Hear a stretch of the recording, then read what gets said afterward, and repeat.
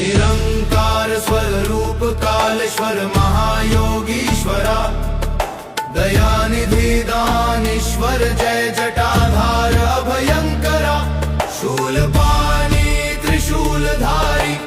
औगडी बाघंबरी, जय महेश त्रिलोचनाय विश्वनाथ विशंभरा, नाथ नागेश्वर हरो हर पाप साप अभिशाप तमम,